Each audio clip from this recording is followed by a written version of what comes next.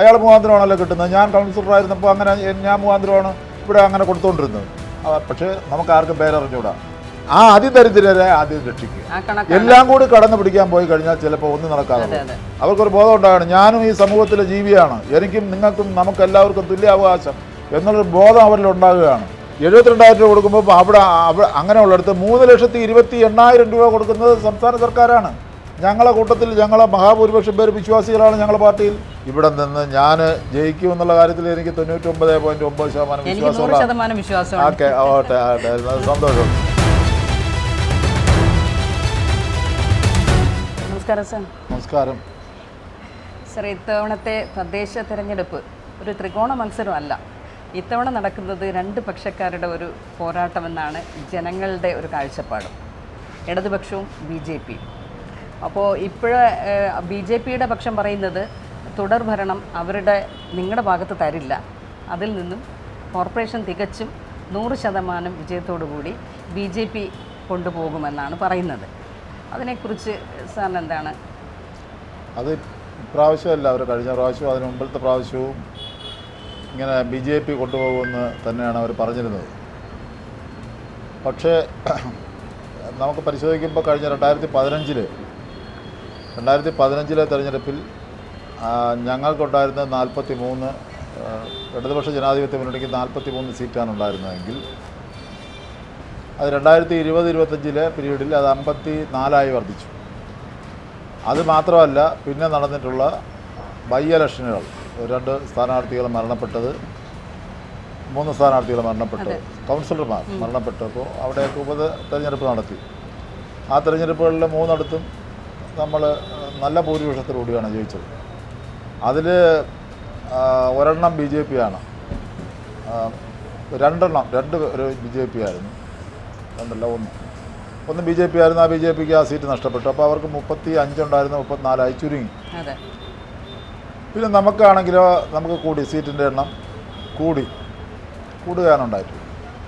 അപ്പോൾ അതിൽ നിന്ന് ഞങ്ങളുടെ കഴിഞ്ഞ പ്രാവശ്യത്തിൽ 2015-20 ഭരണകാലത്തുള്ള ജനങ്ങളുടെ വിധിയെഴുത്ത്, അപ്പോൾ 2020-25 ഇനി വരാൻ പോകുന്ന തെരഞ്ഞെടുപ്പിൽ ഞങ്ങളുടെ വിധിയെഴുത്ത് എങ്ങനെയായിരിക്കും എന്നുള്ള കാര്യത്തിൽ ഊഹിക്കാവുന്നതേ ഉള്ളൂ.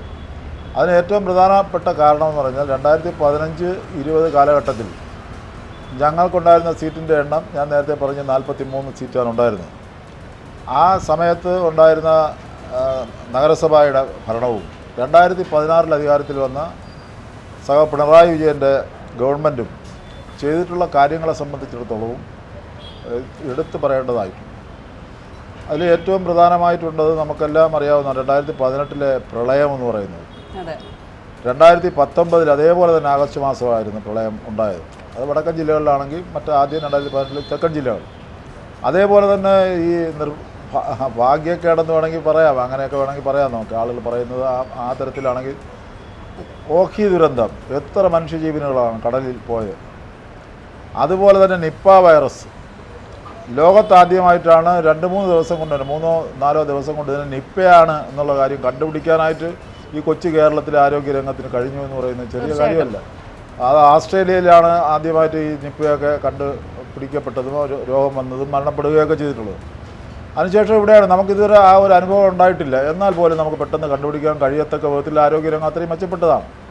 പിന്നെ 2020 ജനുവരി ആയപ്പോഴാണ് നമുക്ക് ഇവിടുത്തെ ഈ കോവിഡ് മഹാമാരി.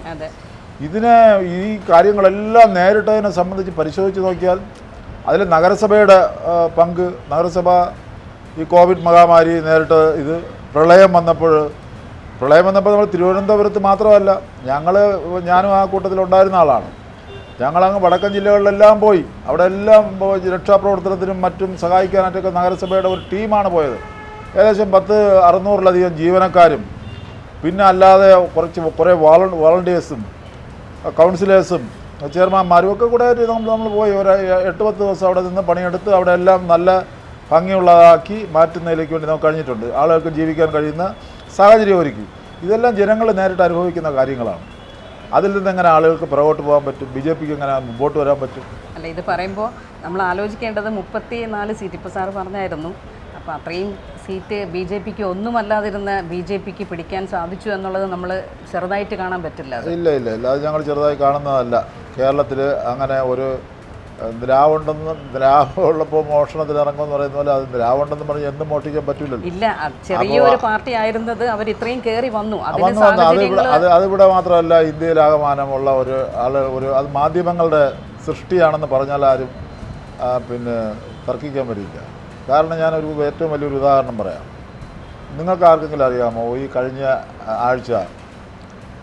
ആഴ്ച ഒരു പാവപ്പെട്ട ജനങ്ങൾക്ക് കൊടുക്കേണ്ട ഒരു ഭക്ഷ്യ കിറ്റ് ഒരു 3 വർഷമായി ഒരു കൗൺസിലർ, കോൺഗ്രസിൻ്റെ ഒരു കൗൺസിലർ അത് എടുത്ത് മോഷ്ടിച്ച് അയാൾ സ്വന്തം ആവശ്യത്തിന് വേണ്ടി ഉപയോഗിക്കുകയും ബാക്കി വിൽക്കുകയും ചെയ്തുകൊണ്ടിരുന്നത് ഏതോ പാവപ്പെട്ട കുറേ ആൾ കിട്ടാനുള്ളതാണ്. ആളുടെ പേരൊന്ന് പറയാമോ? നിങ്ങൾക്ക് ആർക്കെങ്കിലും അറിയാമോ? അറിഞ്ഞുകൂടാ. ഒരു കൗൺസിലർ ചെയ്തിരുന്നതാണ്. ഏകദേശം 10-15,000 രൂപയുടെ കിറ്റ്, ഭക്ഷ്യ കിറ്റ് ഏതോ പാവപ്പെട്ട ആളുകൾക്ക് തീരെ നിവൃത്തിയില്ലാത്തവർ കൊടുക്കാൻ കൊണ്ട് നഗരസഭ, തദ്ദേശ സ്വയംഭരണ സ്ഥാപനം കൊടുക്കുന്ന കിറ്റാണ്. അത് രഹസ്യമായി ഇയാൾ കള്ള അഡ്രസ്സിലോട്ട് മാറ്റിക്കൊണ്ടിരിക്കുകയായിരുന്നു. കൗൺസിലറല്ലേ, അയാൾ മുഖാന്തരമാണല്ലോ കിട്ടുന്നത്. ഞാൻ കൗൺസിലറായിരുന്നപ്പോൾ അങ്ങനെ ഞാൻ മുഖാന്തരമാണ് ഇവിടെ അങ്ങനെ കൊടുത്തുകൊണ്ടിരുന്നത്. പക്ഷേ നമുക്ക് ആർക്കും പേരറിഞ്ഞൂടാ. പക്ഷേ നിങ്ങൾക്ക് അറിയാവുന്നൊരു പേര് ഇവിടെ എല്ലാവർക്കും അറിയാവുന്നൊരു പേരുണ്ട്. ആരെന്നറിയാലോ? 2018 പ്രളയം വന്നപ്പോൾ അവിടെ ആളുകൾക്ക് ആഹാര സാധനം എത്തിക്കാൻ വേണ്ടി ആട്ടോറിക്ഷയ്ക്ക് കാശ് കൊടുക്കാൻ നിവൃത്തിയില്ലാത്തതുകൊണ്ട് അവിടെ താമസിച്ച ആളുകളിൽ നിന്നെല്ലാം 5, 10, 2, 3 രൂപ വാങ്ങിച്ച് കളക്ട് ചെയ്ത് 74 രൂപ ഉണ്ടാക്കിയ ആളുടെ പേരറിയാമോ? അറിയാമല്ലോ, ഓമനക്കുട്ടൻ. അറിഞ്ഞിടാത്ത ആരെങ്കിലും ഉണ്ടോ? എങ്ങനെ ഓമനക്കുട്ടൻ അങ്ങനെ ആയി? ഇയാളെ പേര് ബൈജു എന്നാണ്. ബൈജുവിൻ്റെ പേര് ആർക്കും അറിഞ്ഞിടാത്തത്. അപ്പോൾ അതൊക്കെ സൃഷ്ടിക്കുന്നതെന്ന് പറഞ്ഞാൽ ഇവിടുത്തെ മാധ്യമങ്ങളാണ്. മാധ്യമങ്ങളല്ല സൃഷ്ടിക്കുന്നതല്ല, അത് സൃഷ്ടിക്കുന്നതല്ല, അത് യാഥാർത്ഥ്യം നടന്ന കാര്യങ്ങളാണ്. ആ നടന്ന കാര്യങ്ങൾ ജനങ്ങളെ മുമ്പിൽ എത്തിക്കുമ്പോഴാണല്ലോ ജനങ്ങൾ ഈ കാര്യങ്ങളെക്കുറിച്ച് അറിയുന്നത്. അപ്പം ജനങ്ങളെ മുമ്പിൽ ഏതൊക്കെ എത്തിക്കണം, ഏതൊക്കെ എത്തിക്കണ്ട എന്നുള്ളതിനെക്കുറിച്ച് വ്യക്തമായ കാഴ്ചപ്പാട് ഇവിടുത്തെ മാധ്യമങ്ങൾക്കുണ്ട്. ആ മാധ്യമമാണ് ഈ പിന്നെ ഊതി വീർപ്പിച്ച ബലൂണാക്കി BJP നിർത്തിയിരിക്കുന്നത്. BJP അവർ ചെയ്യുന്ന തെറ്റാണെങ്കിൽ നമ്മൾ അത് ചൂണ്ടിക്കാണിക്കുന്നുണ്ട്. നിങ്ങളെ സംബന്ധിച്ചിടത്തോളം ഞാൻ അങ്ങനെയല്ല. മാധ്യമങ്ങളെന്ന് പറയുമ്പോൾ 100% എന്നുള്ളതല്ല, അതിലല്ലാത്തവരും ഉണ്ട്. ഇല്ലാതില്ല, നിങ്ങളത് അല്ല എന്നുള്ളതിനെ കാണിക്കുന്നുണ്ട്. പക്ഷെ നമ്മളെ പോലും മറയ്ക്കത്തക്ക വിധത്തിൽ, നമ്മളെ പോലും മറന്നു പോകത്തക്ക വിധത്തിലുള്ള സ്വാധീനം അതിനകത്ത് കടന്നുകൂടുന്നു എന്നുള്ളത് യാഥാർത്ഥ്യം മറക്കാൻ പറ്റില്ല. അതുകൊണ്ടാണ് ഞാൻ നിങ്ങളോട് തന്നെ ചോദിച്ചത്, ഇയാളെ പേരറിയാമോ, മറ്റേയാളെ പേരറിയാമോ എന്ന് ചോദിച്ചപ്പോൾ ആർക്കും അറിഞ്ഞൂടാ. ഞങ്ങളെ പാർട്ടി പ്രവർത്തകരെടുത്ത് തന്നെ ഈ കാര്യം ചോദിച്ചപ്പോൾ ആർക്കും അറിഞ്ഞൂടാ. അതായത് പാർട്ടി പ്രവർത്തകർ തന്നെ അവരെ സ്വാധീനിക്കുന്നത് അങ്ങനെയാണ്. നമ്മളെ മനസ്സിനെ സ്വാധീനിക്കുന്നത് ആ തരത്തിലാണ്.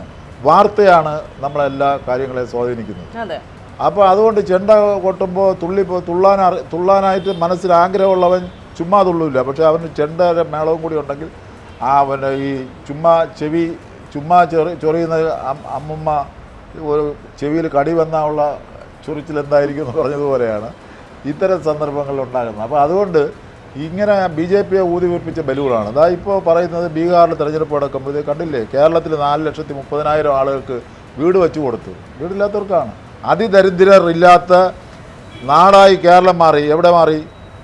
ലോകത്ത്. പിന്നെ അത് മാറിയ ഒരു രാജ്യമാണ് ചൈന കഴിഞ്ഞാൽ ഇത് പൂർണ്ണമായും മാറിയ ഒരു കൊച്ചു രാജ്യം. അതായത് മുതലാളിത്ത രാജ്യം. ഇത് ഇന്ത്യ മുതലാളിത്ത രാജ്യം മാത്രമല്ല, ഇന്ത്യ നാടുവാഴിത്വവും ജന്മിത്വവും അവസാനിക്കാത്ത നാടാണ്. അത് കേരളത്തിൽ മാത്രമാണ് ജന്മിത്വം അവസാനിച്ചത്. ബാക്കി എല്ലാ സ്റ്റേറ്റിലും ഇപ്പോൾ ജന്മിത്വം ഉണ്ട്. ആ ജന്മിമാരുടെയും വലിയ ഭൂപ്രഭുക്കന്മാരുടെയും വലിയ കോർപ്പറേറ്റുകളുടെയും പ്രതിനിധികൾ ഭരിക്കുന്ന നാടാണ് ഇന്ത്യ. ചൈന അങ്ങനെയല്ല. അപ്പോൾ അങ്ങനെയുള്ള ഒരുപാട് രാജ്യങ്ങളുണ്ട്. പക്ഷേ ആ രാജ്യങ്ങളിലെല്ലാം ഇപ്പോഴും അതിദരിദ്രർ ഉണ്ട്. അമേരിക്കയിലടക്കം. ചൈനയിൽ 2021 അവസാനിപ്പിച്ചത് അവരൊരു നീണ്ട നാളത്തെ ഒരു വർക്കിൻ്റെ ഭാഗമായി ഇത്രയും നാളെ അവസാനിപ്പിക്കുന്നു പറഞ്ഞാൽ അത്രയും നാളെ അവസാനിപ്പിച്ചു. കേരളത്തിൽ അത് ഈ ഗവൺമെൻറ് 2021 അധികാരത്തിൽ വന്നപ്പോൾ ഒരു തീരുമാനം നടപ്പിലാക്കി. അതിദരിദ്രർ ഇല്ല എന്നാണോ? അതിദരിദ്രരില്ല, ദരിദ്രർ കൊണ്ട് അവശേഷിക്കുകയാണ്. ദരിദ്രർ മാറിയിട്ടില്ല. അതിദരിദ്രർ എന്ന് പറഞ്ഞാൽ റേഷൻ കാർഡില്ല, ആധാർ കാർഡില്ല, ID കാർഡില്ല, ഒരു തരത്തിലുള്ള അവരൊരു അഡ്രസ്സേ ഇല്ല ഈ ഭൂമിയിൽ ജീവിക്കുന്നതെന്നുള്ളത്. അങ്ങനെ കുറേ ആളുകൾ ഇവിടെ അദൃശ്യരായിട്ടുള്ള കുറേ ആളുകൾ നമ്മുടെ നാട്ടിലുണ്ട്. അത് ആരൊക്കെയാണെന്ന് പോയി കണ്ടുപിടിക്കും. ഒറ്റയ്ക്ക് ഒരാൾ നിൽക്കുമ്പോൾ നമ്മൾ ശ്രദ്ധിക്കില്ല, പക്ഷേ ഒരു കൂട്ടമാകുമ്പോഴാണ് ശ്രദ്ധിക്കുന്നത്. അങ്ങനെ അന്വേഷിച്ചപ്പോഴാണ് 64,006 കുടുംബങ്ങൾ അത്തരത്തിലുണ്ടെന്ന് മനസ്സിലായത്. ആ കുടുംബങ്ങൾക്കെല്ലാം എന്തൊക്കെ ചെയ്യാൻ പറ്റും? ഓരോരുത്തർക്കും ഓരോ വിഷയങ്ങളാണ്. ചിലർക്ക് അവിടെ ഒരു ജോലിയില്ല. ഒരു ജോലി കൊടുത്താൽ ആ കുടുംബം ഒരുവിധം ജീവിച്ചു പോകും. അല്ല, പ്രതിപക്ഷം പറയുന്നത് ഭരണത്തിൽ വന്നപ്പോഴത്തേക്ക്, അതായത് ഇടതുപക്ഷം വരുന്നതിന് മുന്നേ പ്രകടന പത്രികയിൽ ഉണ്ടായിരുന്നത് ലക്ഷങ്ങളാണ് ദരിദ്രർ ഉണ്ടായിരുന്നത്. ഇപ്പൊ പെട്ടെന്ന് കണക്ക് വെട്ടിച്ചുരുക്കി 64,000 ആക്കി എന്നൊക്കെ. അല്ലല്ല, അത് ശരിയാണ്, അവർ പറഞ്ഞ കാര്യം ശരിയാണ്. എങ്ങനെയെന്ന് പറഞ്ഞാൽ ലക്ഷങ്ങളുണ്ട്. അപ്പോൾ അതിന് നമ്മൾ ഓരോന്നിനെ തരംതിരിക്കുമല്ലോ, നല്ലതേത് ചീത്തയേത്, അതിൽ ഏറ്റവും ചീത്തയേത് എന്ന് നോക്കുമല്ലോ. അപ്പോൾ ആദ്യം നമുക്ക് ചെയ്യാൻ പറ്റുന്ന ഏറ്റവും മോശപ്പെട്ട അവസ്ഥ. അപ്പോൾ ഏറ്റവും മോശപ്പെട്ടവരെന്ന് പറയുമ്പോൾ അതിദരിദ്രർ, അതിനെക്കാളും താഴെ ആളില്ല. ആ അതിദരിദ്രരെ ആദ്യം രക്ഷിക്കുക. എല്ലാം കൂടി കടന്നു പിടിക്കാൻ പോയി കഴിഞ്ഞാൽ ചിലപ്പോൾ ഒന്നും നടക്കാതെ അവർ രക്ഷിക്കുക. അത് രക്ഷിച്ച് കഴിയുമ്പോൾ നമുക്ക് സമാധാനമായി. ഇനി ഇത്രയല്ലേ ഉള്ളൂ, അവരെ കൂടെ രക്ഷിക്കാനുള്ള ശ്രമം സർക്കാർ ഏറ്റെടുക്കുകയാണ്. ഇത് ഏറ്റവും അതിദരിദ്രരുടെ കണക്കാണ് ഇപ്പൊ. പിന്നെ 64,006 കുടുംബങ്ങളെന്ന് പറഞ്ഞു. അതിനകത്ത് 1,00,000 എത്ര അതിൻ്റെ നമ്പർ എനിക്ക് ഓർമ്മയില്ല, അത്രയും ജനസംഖ്യയാണുള്ളത്. ഞങ്ങൾക്ക് നിങ്ങളൊക്കെ ഒന്ന് അറിഞ്ഞിരിക്കണം. നിങ്ങളൊക്കെ എനിക്ക് എപ്പോഴും പറയാൻ കഴിയുന്നൊരു കാര്യമുണ്ട്. ഞങ്ങൾ ഈ വഞ്ചൂർ താമസിച്ചിരുന്ന് നിങ്ങളിത് എവിടെയെങ്കിലുമൊക്കെ പറയുന്നത് നമുക്കൊരു ആശ്വാസമാണ്. കാരണം വഞ്ചൂർ ഒരു അമ്മയും അവരുടെ അച്ഛനും അവരുടെ 3 മക്കളും 2 പെൺകുട്ടികൾ പ്രായമായ പെൺകുട്ടികളാണ്. 2 പേർക്കും ബുദ്ധിമാന്ദ്യം, അത്ര തീരല്ല എന്നാലും ബുദ്ധിമാന്ദ്യമുള്ള 2 പെൺകുട്ടികൾ. അച്ഛൻ്റെ വരുമാനം കൊണ്ടാണ് കുടുംബം പോയത്. അച്ഛൻ ഒരു സുപ്രഭാതത്തിൽ അറ്റാക്ക് വന്ന് മരിച്ചുപോയി. വരുമാനം ഒറ്റയടിക്ക് നിന്നു. വാടക വീട്ടിലാണ് അവർ താമസിക്കുന്നത്. കുറച്ച് ദിവസം കഴിഞ്ഞപ്പോഴത്തേക്ക് ഈ പയ്യൻ പണിക്കിറങ്ങി. അവൻ പണിക്കൊക്കെ പോയി തുടങ്ങി. ഒരുവിധം വരുമാനം വാങ്ങി വീട്ടുവാടകയും കൊടുത്ത് കഷ്ടിച്ച് തള്ളി ഊന്തി പോയിക്കൊണ്ടിരുന്ന് പെട്ടെന്ന് ഒരു ദിവസം അറ്റാക്ക് വന്ന് അവന് മരിച്ചുപോയി. ആ വീടിൻ്റെ അവസ്ഥ എന്നാലോചിച്ച് നോക്കണം. വാടക കൊടുക്കാനായിട്ടോ വീട്ടിൽ റേഷൻ സൗജന്യമായി കിട്ടും, അതുകൊണ്ട് അരി വാങ്ങിക്കും, അതിൽ വെള്ളം സൗജന്യമായി കിട്ടും, വെള്ളത്തിൽ വേവിച്ച് കഞ്ഞിയായി കുടിക്കും. അങ്ങനെ നോക്കിയപ്പോൾ നമുക്ക് നമ്മളെ കുടുംബശ്രീ ഈ അതിദരിദ്രരെ കണ്ടുപിടിക്കുന്ന കൂട്ടത്തിൽ അവരെയും കണ്ടുപിടിച്ചിട്ട് നഗരസഭ അത്തരം ആളുകൾക്ക് സർക്കാരിൻ്റെ തീരുമാനപ്രകാരം അരി റേഷൻ കടയിൽ നിന്ന് കിട്ടും. ബാക്കി പലവ്യഞ്ജനങ്ങളെല്ലാം ഒരു കിറ്റാക്കി അവരെ വീട്ടിൽ കുടുംബശ്രീ എത്തിച്ചു കൊടുക്കും, കൃത്യമായി എത്തിച്ചു കൊടുക്കും മാസം തോറും. അതുകൊണ്ട് മാത്രം ജീവിതം പൂർണ്ണമായില്ലല്ലോ, അവർ വാടക കൊടുക്കാൻ നിവൃത്തിയില്ല. പക്ഷേ ആ വീട്ടുടമസ്ഥർ അവരും പാവപ്പെട്ടവരാണ്, എന്നാലും മനുഷ്യത്വമുള്ള ഉണ്ടെന്നുള്ള നിലയ്ക്ക് വാടക അവരെ ഒന്ന് വാങ്ങണ്ടാന്ന് തീരുമാനിച്ചു. പിന്നെ അവരങ്ങനെ തീരുമാനിച്ചു. പിന്നെ ചില ആളുകളൊക്കെ ചെറുതായിട്ടൊക്കെ സഹായിച്ചു. അത് എത്ര നാൾ സഹായിക്കാൻ പറ്റും? അങ്ങനെ ഇരിക്കുമ്പോൾ നഗരസഭയിൽ ഞാൻ കൗൺസിലറായിരുന്ന കാലഘട്ടത്തിൽ എടുത്തൊരു തീരുമാനത്തിൻ്റെ അടിസ്ഥാനത്തിൽ നിർമ്മിച്ചതാണ് പൂങ്കുളത്ത് നിർമ്മിതി കേന്ദ്രം നിർമ്മിച്ച ഒരു വീട്, ഒരു ഫ്ലാറ്റ് 22 കുടുംബങ്ങൾക്ക് താമസിക്കാനുള്ള. ആ ഫ്ലാറ്റിൻ്റെ നിർമ്മാണ പ്രവൃത്തിയെല്ലാം പൂർത്തിയായത് ഈ 2020-25 കാലഘട്ടത്തിലായത്, അതായത് 2 വർഷങ്ങൾക്ക് മുമ്പേ. അത് പൂർത്തിയായി കഴിഞ്ഞപ്പോൾ ഞങ്ങൾ ശുപാർശ ചെയ്ത്, ഇവിടുത്തെ കൗൺസിലർ ശുപാർശ ചെയ്ത് ഈ കുടുംബത്തിനെ പ്രത്യേകം പരിഗണിക്കണം. നഗരസഭ അപ്പോൾ അതിൽ മാർക്കിട്ടിട്ടുണ്ട്, ഓരോരുത്തർക്ക് മാർക്കിടും എന്താണ്. അപ്പം 2 പെൺകുട്ടികളാണ് അവിടെ ഉള്ളത്, ഒരു സ്ത്രീയാണ്. അപ്പം 3 സ്ത്രീയാണ് ആ കുടുംബത്തിൽ. സ്വന്തമായി വീടില്ല, അവരെ സംരക്ഷിക്കാൻ ആളില്ല. അപ്പോൾ അതുകൊണ്ട് മാർക്കിടുമ്പോഴത്തേക്ക് ആ മാർക്കിൽ 1-ാം സ്ഥാനത്ത് ഇവർ വന്നു. 1-ാം സ്ഥാനത്ത് വന്നവർക്ക് നഗരസഭ തീരുമാനിച്ച് വീട് കൊടുക്കാൻ. അവർക്ക് വീട് കൊടുക്കുക മാത്രമല്ല, അത് 3 നിലയാണ്. ഏറ്റവും താഴത്തെ നിലയിലുള്ള റൂം തന്നെ കൊടുക്കണം, ഫ്ലാറ്റ് തന്നെ കൊടുക്കണമെന്ന് തീരുമാനിച്ചു. അവർ അത് ഫ്ലാറ്റ് അനുവദിച്ച് ആ ഫ്ലാറ്റിൻ്റെ താക്കോല് ഇവിടെ വെച്ച് കൗൺസിലറാണ് അവരെ താക്കോല് കൈമാറിയത്. അപ്പോൾ ആ അമ്മയുടെ കരച്ചിൽ ഇപ്പോഴിതാ ഈ സ്ഥലത്ത്, ഞാൻ ഇപ്പോൾ നിൽക്കുന്ന സ്ഥലത്ത് വെച്ചാണ് അവരുടെ കയ്യിൽ ആ താക്കോല് കൊടുത്തത്.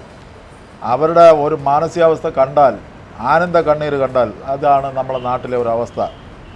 അവരിപ്പോൾ എന്ത് സന്തോഷമായിട്ട് എൻ്റെ വീട്ടിലാണ്, എനിക്കിനി ആരെയും പേടിക്കേണ്ട കാര്യമില്ല, എൻ്റെ വീട്ടിൽ ഞാൻ താമസിക്കുകയാണ്, ഇതിൻ്റെ അവകാശി ഞാനാണ്, എനിക്കും എൻ്റെ മക്കൾക്കും ഇവിടെ താമസിക്കാനുള്ള അവകാശമുണ്ട് എന്ന് അവർ പറയുമ്പോൾ അവർക്കൊരു ബോധം ഉണ്ടാവുകയാണ്. ഞാനും ഈ സമൂഹത്തിലെ ജീവിയാണ്, എനിക്കും നിങ്ങൾക്കും നമുക്കെല്ലാവർക്കും തുല്യ അവകാശം എന്നുള്ളൊരു ബോധം അവരിൽ ഉണ്ടാകുകയാണ്. അത് ഉണ്ടാക്കുക എന്നുള്ളതാണ് സർക്കാർ നിശ്ചയിച്ചിട്ടുള്ളത്. ഞാനും ഭൂമിയിലെ ജീവിയാണ്, ഭൂമിയിലെ എല്ലാ ജീവജാലങ്ങൾക്കും ജീവിക്കാനുള്ള അവകാശമുണ്ട്, നമുക്ക് മനുഷ്യന് മാത്രമല്ല എല്ലാവർക്കും. പക്ഷേ കുറേ മനുഷ്യർ സാധാരണ മറ്റ് ജീവജാലങ്ങളുടെ അത്ര പരിഗണന പോലും ഇല്ലാത്ത ആളുകൾ നമ്മുടെ സമൂഹത്തിലുണ്ട്. അത് കേരളത്തിലുണ്ടാകാൻ പാടില്ല എന്നുള്ള തീരുമാനം സർക്കാർ എടുക്കുമ്പോൾ ആ തീരുമാനത്തിൻ്റെ ഭാഗമാക്കാവുന്നതാണ് ഇവിടുത്തെ തദ്ദേശ സ്വയംഭരണ സ്ഥാപനം. ആ തദ്ദേശ സ്വയംഭരണ സ്ഥാപനത്തിൽ BJP എങ്ങനെ അധികാരത്തിൽ വരും? ഇത് യാഥാർത്ഥ്യമാണെന്നുള്ള കാര്യം ഇവിടുത്തെ മാധ്യമങ്ങൾ ജനങ്ങളെ മുമ്പിൽ തുറന്നു പറഞ്ഞാൽ ഏത് മനുഷ്യൻ BJPക്ക് വോട്ട് ചെയ്യും? ഇത് അറിഞ്ഞുകൂടാതെ ദൈവത്തിൻ്റെയും മറ്റതുമൊക്കെ പറഞ്ഞ് കള്ളപ്രചാര വേല നടത്തി ഈശ്വര വിശ്വാസികൾ ഒരുപാട് പേരുണ്ട്, വിശ്വാസമുള്ളവരുണ്ട്. ആ വിശ്വാസികളെ സംരക്ഷിക്കുക എന്നുള്ള ഉത്തരവാദിത്വം ഞങ്ങൾക്ക് അർപ്പിതമായിട്ടുള്ള കാര്യമാണ്. പക്ഷേ ആ വിശ്വാസികൾ ഒരു കാര്യം, ആ വിശ്വാസത്തിന് രാഷ്ട്രീയമായി ഉപയോഗിക്കുന്നതാണ് തെറ്റെന്ന് പറയുന്നത്. അപ്പോൾ ആ വിശ്വാസത്തിനെ ദുരുപയോഗം ചെയ്തുകൊണ്ട് ചൂഷണം ചെയ്ത് അത് വോട്ടാക്കി മാറ്റാനുള്ള പരിശ്രമം എന്ന് പറയുന്നത് പിന്നെ സമൂഹത്തിൽ നടത്തുന്ന ആ പ്രവൃത്തി വലിയ ദ്രോഹകരമായിട്ടുള്ള പ്രവൃത്തിയാണ്. ആ പ്രവൃത്തിയിലൂടെ കുറച്ച് താൽക്കാലികമായി അതിൽ വോട്ട് കരസ്ഥമാക്കി അധികാരത്തിൽ വരാമെന്ന് പറഞ്ഞാൽ ആ അധികാരത്തിൽ വന്നുകൊണ്ട് ഇവർക്ക് എന്തെങ്കിലും എങ്ങനെ ചെയ്യാൻ പറ്റും? ഇവർ ഭരിക്കുന്ന സ്റ്റേറ്റുകൾ നോക്കിയാൽ മതിയല്ലോ. ഇപ്പോൾ ബീഹാർ പോയി നോക്കിയാൽ മതിയല്ലോ. 4,30,000 വീട് കേരളത്തിൽ കൊടുക്കുമ്പോൾ അവിടെ കൊടുത്തിരിക്കുന്ന വീടിൻ്റെ എണ്ണം ഒന്ന് പരിശോധിച്ച് നോക്കണം. അവിടെ വീട് കൊടുത്തിട്ടുണ്ട് 1.5 ലക്ഷം രൂപ കൊടുക്കും. ഇവിടെ 4 ലക്ഷം രൂപ കൊടുക്കും. കൂടാതെ വസ്തു ഇല്ലാത്തവർക്ക് 6 ലക്ഷം രൂപ വസ്തു വാങ്ങാൻ വേണ്ടി കൊടുക്കും. 6 4 10 ലക്ഷം പോയിട്ട് പിന്നെ ഒരു 25,000 രൂപ കൊടുക്കുകയാണ്. ആ 25,000 രൂപ വീട്ടുകാർ തന്നെ പണിയെടുത്ത് ആ വീട് വയ്ക്കാൻ വേണ്ടി സിമൻറ്റ് കുഴയ്ക്കാനും മറ്റേതിനും കല്ലെടുത്ത് വയ്ക്കാനും ഒക്കെ കൂടെ അവരും കൂടി പണി ചെയ്താൽ വീട്ടുകാരെല്ലാം കൂടെ പണി ചെയ്താൽ അവർക്ക് പിന്നെ ഒരു 25,000 രൂപ കൂലി ഇനത്തിൽ കൊടുക്കും സർക്കാർ. അപ്പോൾ ആ സർക്കാർ കൊടുത്തിട്ട് സർക്കാർ പറയുന്നത് ഈ വീട് നിങ്ങൾക്കുള്ളതാണ്, നിങ്ങൾക്ക് അവകാശപ്പെട്ടതാണ്, ഔദാര്യമല്ല, നിങ്ങൾക്ക് അവകാശപ്പെട്ടതാണ് നിങ്ങൾക്ക് കിട്ടുന്നത്, അതുകൊണ്ട് ഇത് ആരെങ്കിലും തന്നോ എന്ന് പറയേണ്ട കാര്യമില്ല. അങ്ങനെ തരുമ്പോൾ അതിൽ 1.5 ലക്ഷം രൂപയാണ് കേന്ദ്രവിഹിതം. ഇവിടെ തദ്ദേശ നഗരങ്ങളിൽ മാത്രം. ബാക്കി 2.5 ലക്ഷം രൂപ ഇവിടുത്തെ ഗവൺമെൻറ് കൊടുക്കുകയാണ്. മനസ്സിലാക്കണം. അപ്പോൾ ഇത് ഗ്രാമങ്ങളിൽ പോകുമ്പോൾ 72,000 രൂപയാണ് കൊടുക്കുന്നത്. അത് കണക്ക് നോക്കിക്കോളൂ. 72,000 രൂപയെ കേന്ദ്ര സർക്കാർ വിഹിതമുള്ളൂ. ഇവിടെ നഗരങ്ങളിൽ 1.5 ലക്ഷം, ഗ്രാമങ്ങളിൽ 72,000. 72,000 രൂപ കൊടുക്കുമ്പോൾ അവിടെ അങ്ങനെയുള്ളിടത്ത് 3,28,000 രൂപ കൊടുക്കുന്നത് സംസ്ഥാന സർക്കാരാണ്. അങ്ങനെ ഇവർ 4,30,000 രൂപ വീട് ഞങ്ങളും കൊടുക്കുകയാണെന്ന് പറഞ്ഞാൽ ഇവർ ഒരു വീട് കാണിച്ചു തരട്ടെ. അവിടെ കൊടുക്കുന്നത് അവിടെ നഗരങ്ങളിൽ കൊടുക്കുന്ന 1.5 ലക്ഷം രൂപ. അത് വാങ്ങിക്കൊടുക്കുന്ന കൗൺസിലർ 50,000 രൂപ വാങ്ങിച്ച് പാക്കറ്റിട്ടുണ്ട് പോകും. 1 ലക്ഷം രൂപ കൊടുക്കും. 1 ലക്ഷം രൂപ കൊണ്ട് എരുത്തിരി കെട്ടാൻ പറ്റില്ല. പക്ഷേ അവർക്ക് 1 ലക്ഷം രൂപ കിട്ടിയപ്പോൾ അവരെന്തോ വലിയ സ്വർഗം കിട്ടിയതുപോലെയാണ്. ഇവിടെ 1 ലക്ഷം രൂപ കൊണ്ട് കൊടുത്താൽ ജനങ്ങളെടുത്ത് പുച്ഛിച്ച് മുഖത്തൂടെ ഇറങ്ങി തരും. കാരണം ഇവിടെ ഉള്ളവനെ ഈ ഇതുകൊണ്ട് പറ്റൂല എന്നുള്ള ബോധം അവർക്കുണ്ട്. അങ്ങനെയുള്ളൊരു ബോധമുള്ളവരാണ് ജനങ്ങൾ. അല്ല, ഇപ്പോൾ സാറ് പറഞ്ഞ ഇതേ ആൾക്കാർ തന്നെയാണ് ഞങ്ങൾ പബ്ലിക് ഒപ്പീനിയൻ എടുത്തിട്ടുണ്ടായിരുന്നു 2 ദിവസത്തിന് മുന്നേ. അപ്പോൾ അവരും പറയുന്നത് ഇഞ്ചോടിഞ്ച് പോരാട്ടം തന്നെയാണ് നടക്കുന്നത്. പലരും പല അഭിപ്രായങ്ങളാണ് പറയുന്നത്. അറിയാൻ പറ്റുമല്ലോ, സർക്കാരിനെ എതിരായിട്ട് ഒരുപാട് പേര് പറയുന്നുണ്ട്. അപ്പോൾ ഇനി അടുത്ത് അവർ വരട്ടെ, അവർ ഭരിക്കട്ടെ, അവരും കൂടെ ഭരിച്ച് നമുക്ക് എങ്ങനെയാണ് എന്നൊക്കെ നോക്കാം എന്നുള്ളത് പലതും പറയുന്നുണ്ട്. അപ്പോൾ മാത്രമല്ല, ഇത്തവണ BJP-യിലെ തെരഞ്ഞെടുപ്പിൽ നിൽക്കുന്നതെല്ലാം വമ്പ പാർട്ടികളെന്നാണ് ഇപ്പോൾ പറയുന്നത് അവർ. അപ്പോൾ അവരെ ആ ഒരു ഭയപ്പാട് കൊണ്ടാണ് ഇടതുപക്ഷം മുൻനിരയിലുള്ള ആൾക്കാരെ കൊണ്ടുവരുന്നത് എന്ന് പറയുന്നുണ്ട്. അങ്ങനെ ഒരു അല്ല, അതിപ്പോൾ അവർ പറയുന്ന വമ്പന്മാരെന്ന് പറയുന്നത് ആരാണ്? ഒന്ന് അവിടെ ശാസ്ത്രമംഗലത്ത് മത്സരിക്കുന്ന IPS IPSകാർ, അതേപോലെയുള്ള കുറേ ആളുകളാണ് പ്രമാണിമാരെന്ന് നമ്മളെ വിചാരം എന്ന് പറഞ്ഞാൽ അവർ ഇവിടെ നമ്മളെ നാട്ടിൽ ഇപ്പോൾ കൗൺസിലർ ഞാൻ 5 വർഷത്തെ അനുഭവമുള്ള ആളല്ലേ. രാവിലെ ഫോൺ വരുന്ന ഒരു പെരിച്ചാഴി ചത്ത് വീട്ടിന് മുമ്പ് കിടക്കുകയാണല്ലോ റോഡിൻ്റെ അവിടെ. ഭയങ്കര നാറ്റം, ഒന്ന് എടുത്ത് മാറ്റണമല്ലോ. നമുക്കത് വലിയ അതിശയമല്ല. കാരണം നമ്മളെ വീട്ടിൽ പെരിച്ചാഴി ചത്ത് കിടന്നാൽ നമ്മളെടുത്ത് കുഴിച്ചിടും, ശീലമുണ്ട്. ഇവരൊന്നും അത് ചിന്തിക്കാൻ പോലും കഴിയില്ല. അങ്ങനെ വിളിച്ചാൽ അതോടുകൂടി അവർ രാജിവെച്ചിട്ട് പോകും. ഇത് ജനങ്ങളെ ഇടയിൽ എഴുകിച്ചേർന്ന് പ്രവർത്തിക്കുന്നവരാണ് ഞങ്ങളൊക്കെ. അങ്ങനെയുള്ളവരാണ് രാഷ്ട്രീയക്കാരാണ്. അതാണ് രാഷ്ട്രീയക്കാരുടെ പ്രത്യേകത. അത് കോൺഗ്രസിനകത്തും ആ രാഷ്ട്രീയക്കാരുണ്ട്. BJP-യിൽ അങ്ങനെയുള്ള രാഷ്ട്രീയക്കാരില്ല. അതുകൊണ്ട് പ്രമാണിമാരെ കൊണ്ട് തദ്ദേശ സ്വയംഭരണ സ്ഥാപനങ്ങളിലേക്ക് മത്സരിക്കുന്നതെന്ന് പറയുന്നത് ആളുകളെ കണ്ണിൽ പൊടികിടാനേ പോയിരിക്കുള്ളൂ. ഇത് അറിഞ്ഞുകൂടാത്ത ജനങ്ങൾ അതിനെ പാടി പുകഴ്ത്തുമായിരിക്കും. ദൈവത്തിൻ്റെ പേരും കൂടി പറയും, ഒരു കുറി നീളത്തിൽ അങ്ങിടും, അല്ലെങ്കിൽ ഒരു വലിയ ഇതായിട്ട് വേണമെങ്കിൽ ഒരു കുരിശും കൂടെ വരയ്ക്കും. ആ ദൈവമാണെന്ന് പറയും, ദൈവത്തിൻ്റെ പ്രതിനിധിയാണെന്ന് പറയും. വിശ്വാസത്തിന് ഞങ്ങളെതിരല്ലല്ലോ. വിശ്വാസത്തിന് കള്ളത്തരം പറഞ്ഞ് ചൂഷണം, വിശ്വാസികളുടെ വിശ്വാസം സംരക്ഷിക്കുക എന്നുള്ള ഉത്തരവാദിത്വം അവരെക്കാളും ശക്തമായ നിലപാട് സ്വീകരിച്ചിരിക്കുന്നവരാണ് ഞങ്ങൾ. അത് ചെയ്യുമ്പോൾ തന്നെ ഞങ്ങളെ കൂട്ടത്തിൽ മഹാഭൂരിപക്ഷം പേര് വിശ്വാസികളാണ്. ഞങ്ങളെ പാർട്ടിയിൽ മഹാഭൂരിപക്ഷം പേര് വിശ്വാസികളാണ്. നിങ്ങൾക്ക് അറിഞ്ഞുകൂടാത്തതുകൊണ്ടാണ് ഞങ്ങളെ കൂട്ടത്തിലുള്ള മുസ്ലിം സമുദായത്തിൽപ്പെട്ടവർ ചിലപ്പോൾ ഞങ്ങളെ കമ്മിറ്റി കൂടുമ്പോൾ ഉച്ചയ്ക്ക് അങ്ങാനാണെങ്കിൽ അവർക്ക് നിസ്കരിക്കേണ്ട സമയമായി. അവർക്ക് വലിയ ബഹളമില്ലാതെ ഞങ്ങൾ പയ്യെ സൈലൻ്റ് ആവും. അവർക്ക് ആ റൂമിനകത്ത് തന്നെ എവിടെയെങ്കിലും പോയി നിസ്കരിക്കാനുള്ള സൗകര്യം ഒരുക്കി കൊടുക്കും. കാരണം അത് അവരുടെ വിശ്വാസമല്ലേ. അവർ ഇതിൽ വിശ്വസിക്കുന്നു, ഈ പാർട്ടിക്ക് വേണ്ടി ഉറച്ച് മുദ്രാവാക്യം വിളിക്കുന്നു. അതേപോലെ തന്നെ അവരുടെ വിശ്വാസം പ്രമാണം അതേപോലെ അവർ ഇത് രണ്ടിലെയും നമ്മൾ സംരക്ഷിക്കേണ്ട ഉത്തരവാദിത്വമുണ്ട്. ഇത് രണ്ടും വേണ്ട എന്ന് പറഞ്ഞു നിൽക്കുന്ന ആളുകളെയും നമ്മൾ സംരക്ഷിക്കും. അപ്പം ഞങ്ങൾ അങ്ങനെയാണല്ല. യാഥാർത്ഥ്യം എന്താണെന്നുള്ള കാര്യമൊക്കെ അവർ ഭാവിയിൽ തിരിച്ചറിയട്ടെ. സംശയമേ വേണ്ട. പഴയതിനേക്കാളും നമ്മൾ വലിയ ഭൂരിപക്ഷത്തോടുകൂടി അധികാരത്തിൽ വരുന്ന കാര്യം സംശയമില്ല. നമ്മളെ കൂടെ നിൽക്കുന്ന എല്ലാ രാഷ്ട്രീയ പ്രവർത്തകരാണ്. അവരെല്ലാം തന്നെ അല്ലെങ്കിൽ വിദ്യാർത്ഥി പ്രവർത്തനത്തിലൂടെ വന്നവരാണ്.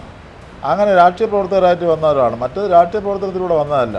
അവരെ രാഷ്ട്രീയം ഇപ്പോൾ സാർ ഇപ്പോൾ വിശ്വാസങ്ങളുടെയൊക്കെ കാര്യം പറഞ്ഞു. നമ്മുടെ ഇപ്പോൾ ഇനിയിപ്പോൾ വൃശ്ചിക മാസം തുടങ്ങുകയാണ്. അപ്പോൾ മണ്ഡലകാലം തുടങ്ങുമ്പോൾ സ്വാഭാവികമായിട്ടും ശബരിമലയിൽ ഇവിടെ നമ്മുടെ പത്മനാഭസ്വാമി ക്ഷേത്രത്തിലും അതിൻ്റെ ഒരു തിരക്കുണ്ടാവും.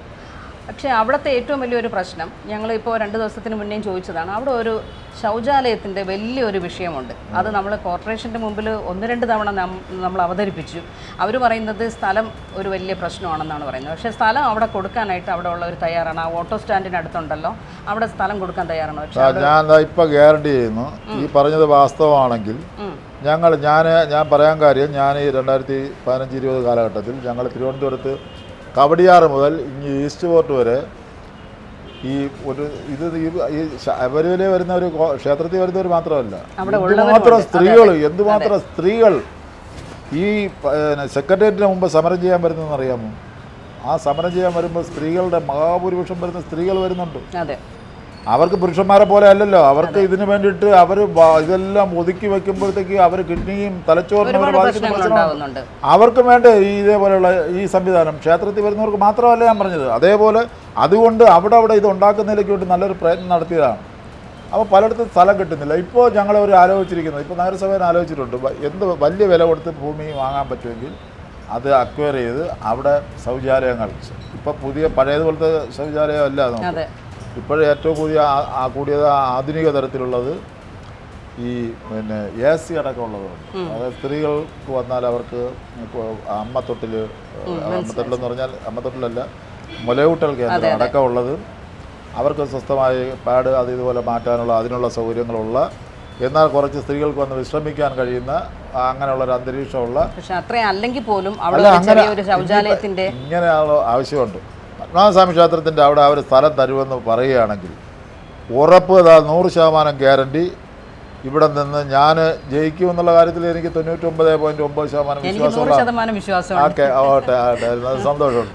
പക്ഷേ ഞാൻ പോവുകയാണെങ്കിൽ ഞാൻ വലിയ ഇതൊന്നുമല്ല, ഇത് ഞാൻ നേരിട്ട് നിങ്ങളെ മനസ്സിലാക്കിയത് കൊണ്ട് അതിൽ ഇടപെട്ടിരിക്കും. ആദ്യത്തെ എൻ്റെ ഉത്തരവാദിത്വം അതായിരിക്കും, ഞാൻ അവിടെ പോയി അന്വേഷിക്കും. ഉറപ്പായിട്ട് അവിടെ ചെയ്തിരിക്കുകയായിരുന്നു. വലിയ നഗരസഭയെ സംബന്ധിച്ചിടത്തോളം ചെറിയ കാര്യമാണ്. ഒരു ടോയ്ലറ്റ് അതിനുള്ള സംവിധാനം എല്ലാം ഒരുക്കി ഇതെല്ലാം ചെയ്യാൻ വേണ്ടി വരുന്ന തുക എന്ന് പറഞ്ഞാൽ കൂടി വന്ന ഒരു 10 ലക്ഷം രൂപയാകും. 10 ലക്ഷം രൂപ തിരുവനന്തപുരം നഗരസഭയ്ക്ക് വലിയ തുകയൊന്നുമല്ല. അവിടെ അതിനൊക്കെ വരുമാനമുള്ള ഇതാണ്. 1 or 5 നിർമ്മിച്ചു കൊടുക്കും, സംശയമേ വേണ്ട. ഒന്നല്ല, അവിടെ അതിനുള്ള സൗകര്യം ഉണ്ടെങ്കിൽ കൂടുതൽ തിരക്കുള്ള സ്ഥലങ്ങളിൽ ഇത് ആവശ്യമുണ്ട്, അതെല്ലാം ചെയ്തിരിക്കും എന്നുള്ള കാര്യത്തിൽ സംശയമേ വേണ്ട. ഇപ്പം ഞാൻ വാക്ക് തരികയാണ്, വെറുതെ അല്ല. ഏതെങ്കിലും കാരണവശാൽ, നിർഭാഗ്യവശാൽ, അല്ലെങ്കിൽ എങ്ങനെയോ ഞാൻ തോറ്റുപോയെന്നിരിക്കട്ടെ, അല്ല ആണെങ്കിൽ തന്നെ എനിക്ക് ഏറ്റവും ഉത്തരവാദിത്വം ഉണ്ടല്ലോ. അവിടെ ഇത് ചെയ്യാൻ വേണ്ടിയിട്ടും ജയിച്ച ആളുകളുണ്ടാവുമല്ലോ, അവരെ കൊണ്ട് ചെയ്യിപ്പിച്ചിരിക്കും. എനിക്ക് വിശ്വാസമുണ്ട്. തീർച്ചയായും ഞാൻ പാർട്ടിയുടെയും കൂടി ഉത്തരവാദപ്പെട്ട ഒരാളാണ്. എൻ്റെ ജോലി, ഞങ്ങളെയൊക്കെ ജോലി ഇതൊക്കെ തന്നെയാണ്. ഇങ്ങനെയുള്ള കാര്യങ്ങൾ ജനങ്ങളുടെ നിത്യജീവിതവുമായി ബന്ധപ്പെട്ട എല്ലാ വിഷയങ്ങളിലും ഇടപെടുക എന്നുള്ള ഉത്തരവാദിത്വമാണ്, അല്ല വേറൊന്നുമല്ല. മുഴുവൻ സമയ പ്രവർത്തകരായി നിൽക്കുന്നവരാണ്. അതുകൊണ്ട് നമുക്കിതൊന്നും ചെയ്യുന്നതിലൊരു വലിയ. അതുപോലെ തന്നെ അവിടുത്തെ ഒരു വരിക്കടയിൽ ഞാനത് പരാതിയായിട്ട് അവിടുത്തെ സെക്രട്ടറിക്കും കൊടുത്തിട്ടുണ്ടായിരുന്നു. ഒരു സ്ലാബ് ഇളകി കിടക്കുന്നുണ്ട്, അത് ഇളകി അതിനകത്ത് ഏതെങ്കിലും കുട്ടികളോ ആരെങ്കിലും വീഴുകയാണെങ്കിൽ അതൊരു വലിയ അപകടമാണ്. ഞാൻ 2 പ്രാവശ്യം അതിന് ഒരു മുന്നറിയിപ്പായിട്ട് ഒരു പരാതിയായിട്ട് അവിടെ ഉള്ളവരുടെയൊക്കെ ഇതായിട്ട് വെച്ചുകൊണ്ട് കൊടുത്തിട്ടുണ്ടായിരുന്നു ജഹാംഗീർ സാറിന്. ചെയ്യാൻ നോക്കാം, അത് ചിലപ്പോൾ PWD ആയിരിക്കാം, അല്ലെങ്കിൽ അങ്ങനെയൊക്കെ പറഞ്ഞ് മാറി. പക്ഷേ ഇതുവരെ അതിനൊരു മാറ്റം കണ്ടില്ല. അപ്പോൾ ഇതൊക്കെയാണ് നമുക്ക് കോർപ്പറേഷനിൽ ചെല്ലുമ്പോഴത്തേക്ക് നമ്മൾ അതൊക്കെ വളരെ സിമ്പിളായിട്ട് ചെയ്യാൻ പറ്റുന്ന PWD'താണെങ്കിൽ പോലും ഒരു സ്ലാബൊക്കെ ഇടാൻ വേണ്ടിയിട്ട് വേറെ ഒരുപാട് അന്വേഷിച്ചൊന്നും പോകേണ്ട കാര്യമില്ല. അവിടുത്തെ HIയുടെ അടുത്ത് പറഞ്ഞാൽ സ്ലാബ് മാറ്റി വരും. ഞാൻ ഏതായാലും അവിടുത്തെ HIയോട് ഇപ്പോൾ തന്നെ ഇത് കഴിയുമ്പോൾ ഞാൻ വിളിച്ച് ചോദിക്കാം, ഇങ്ങനൊരു പരാതി ഞാൻ കേട്ടു. ജഹാംഗീർ സാറിന് കൊടുക്കേണ്ട കാര്യം, കൊടുത്തില്ലെങ്കിൽ പോലും നമുക്കിത് കാര്യം പറഞ്ഞ് ചെയ്യാവുന്ന കാര്യമുള്ളൂ. ഒരു ചിലപ്പോൾ അവർ 100 കാര്യങ്ങളിടയിൽ വിട്ടുപോയതായിരിക്കാം. ഏതായാലും ഞാൻ നിങ്ങൾ ബഹുമാന്യരായിട്ടുള്ള പത്രപ്രവർത്തകരായിട്ടുള്ള നിങ്ങൾ വന്ന് പറഞ്ഞ കാര്യം അത് ഗൗരവത്തിൽ തന്നെ എടുക്കാം. അത് ഞാനിപ്പോൾ തന്നെ കുറച്ച് കഴിയുമ്പോൾ ഞാൻ അവിടുത്തെ HIയെ വിളിച്ചിട്ട് എന്താണെന്ന് പരിശോധിച്ചിട്ട് ഉടൻ തന്നെ സ്ലാബ് മാറ്റിയിടാനുള്ള. വേറെ എവിടെന്നെങ്കിലും സ്ലാബ് കൊണ്ടിട്ടാൽ മതിയല്ലോ, അതൊരു വലിയ കാര്യം. ഇനി അങ്ങോട്ട് പോവുകയാണെങ്കിൽ നിങ്ങളോട് പറഞ്ഞ ഈ സ്ഥലം തരാമെന്ന് പറഞ്ഞവരടുത്ത് അതിൻ്റെ ഒരു നിർദ്ദേശം എഴുതി തയ്യാറാക്കി പറ്റുമെങ്കിൽ എന്നെ എത്തിക്കാൻ. അപ്പോൾ എൻ്റെ നമ്പറുണ്ടെങ്കിൽ എന്നെ വിളിച്ചിട്ട് ആ സാധനം കൊണ്ടുവരാൻ പറഞ്ഞാൽ മതി. ഇപ്പോൾ തന്നെ അതിൻ്റെ പ്രവർത്തനങ്ങൾ ആരംഭിക്കാൻ വേണ്ടിയിട്ട് നഗരസഭയുടെ സെക്രട്ടറിയോട് ഞാൻ പറഞ്ഞുകൊണ്ട് ആ കാര്യം ചെയ്യിപ്പിക്കുന്നതിനുള്ള ഏതായാലും അതിന് ഈ തെരഞ്ഞെടുപ്പ് ഒരു പ്രശ്നമുണ്ട്. അത് കഴിഞ്ഞാൽ അവിടെ തന്നെ സ്റ്റാർട്ട് ചെയ്യാനുള്ള എല്ലാ ഒരുക്കങ്ങളും നടത്തി വയ്ക്കാൻ വേണ്ടി പറയാം. തീർച്ചയായിട്ടും അത് ചെയ്യും, അത് ചെയ്തിരിക്കും. ഉറപ്പായിട്ടും. അപ്പോൾ എനിക്ക് ഇപ്പോൾ ഇത് പറയാനുള്ളത് എൻ്റെ പേഴ്സണൽ, എൻ്റെ വ്യക്തിപരമായിട്ട് ഞാൻ പറയുന്നത്, എനിക്ക് ഈ പാർട്ടിയോട് ഒരുപാട് സ്നേഹമാണ്, ബഹുമാനമാണ്, വിശ്വാസമാണ്. എൻ്റെ വ്യക്തിപരമായിട്ട് സഖാവ് ജയിക്കട്ടെ. കാരണം പാവങ്ങളുടെ ആവശ്യങ്ങളും കാര്യങ്ങളൊക്കെ കണ്ടറിഞ്ഞ് മനസ്സറിഞ്ഞ് ചെയ്യുന്ന ഒരു നല്ലൊരു മനസ്സിനൂടെ ഉടമയാണ്. അപ്പോൾ 100% വിജയിക്കും, അല്ലെങ്കിൽ വിജയിക്കണമെന്ന് ഞങ്ങളും പ്രാർത്ഥിക്കുന്നു. നമസ്കാരം. വളരെയധികം നന്ദിയുണ്ട്.